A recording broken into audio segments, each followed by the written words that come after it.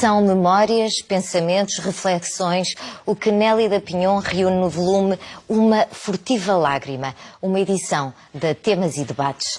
Olá, Nélida, bem-vinda a Todas as Palavras. Muito obrigada, às suas ordens. Obrigada eu. O livro abre com um texto de título Sou Múltipla, o que acaba por preparar o leitor para o muito que vai ler aqui, a diversidade de temas e também a diversidade de pensamentos e de abordagens a esses temas. Neste texto a que eu me refiro, diz às tantas que para falar na primeira pessoa é preciso audácia.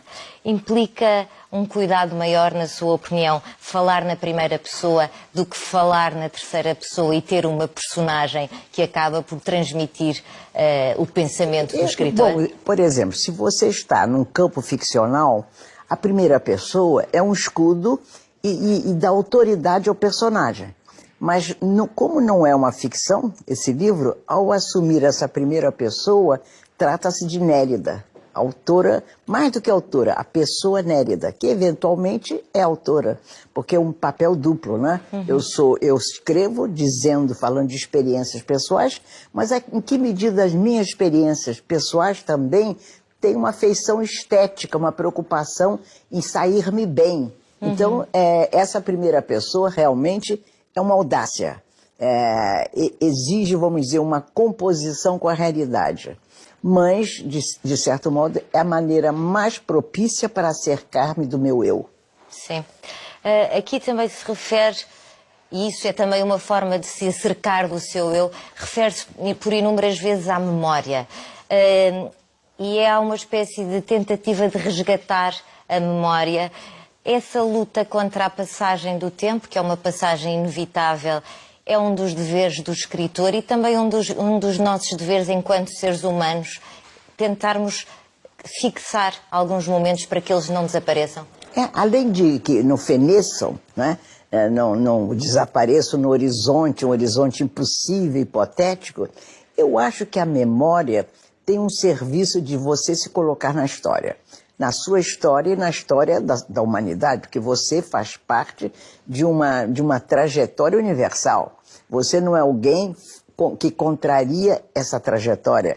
Você se adapta ao que a civilização foi acumulando ao longo de milênios. E você é um resultado dessa civilização.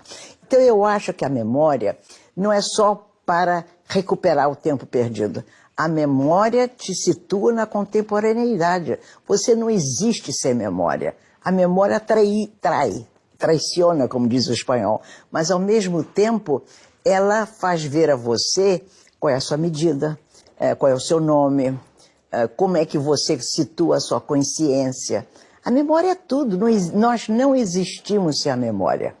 Mesmo quando ela falha, mesmo quando ela só dá um pedaço daquilo que você necessita, mesmo quando você solicita à memória um socorro, uma ajuda, ela não lhe dá essa ajuda, mas a memória está em algum lugar, ou a sua e a do vizinho, como eu gosto de dizer, porque também a sua memória não é individual, ela é coletiva. Ela é feita de pedaços de todo mundo com quem você cruzou, que você herdou.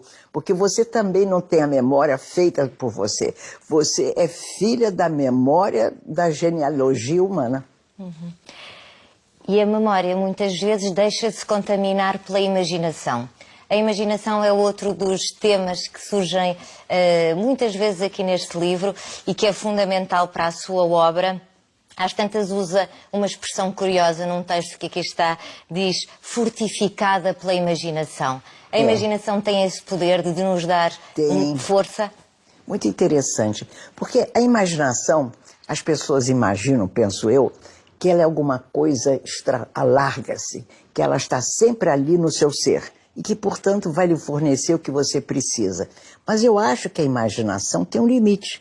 Se você não abastece a imaginação com fatos novos, com experiências novas, com visões novas, ela vai se encolhendo, ela fica uma imaginação acanhada, modesta e pobre. Eu, quando falo em fertilizar a imaginação, é dar a ela elementos que a projetem para ela própria, para que ela seja uma guardiã da sua vida, uma guardiã de todos os feitos humanos. A imaginação não pode se abastecer. Você tem que abrir campos, portas, janelas para a imaginação passar e arregimentar tudo que ela vai encontrando no caminho. A imaginação precisa crescer.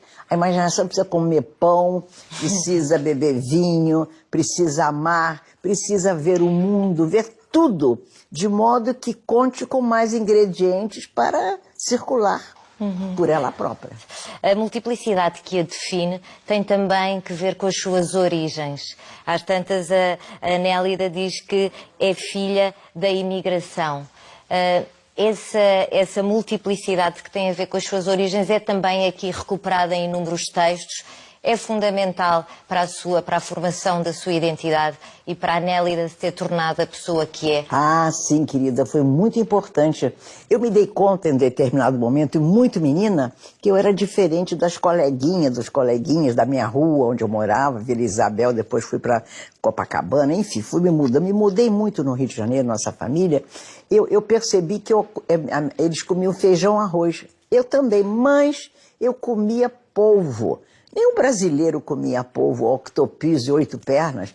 Eu acho que sempre eu digo e repito que esse elemento foi assim impactante na minha visão de mundo, porque eu via, por exemplo, no Natal, pegava um polvo e batia no tanque para quebrar suas fibras. Né? Não aplicava aquilo que se faz hoje, você imerge o polvo na água fervendo 3 vezes e ele quebra as fibras, ou põe no congelador.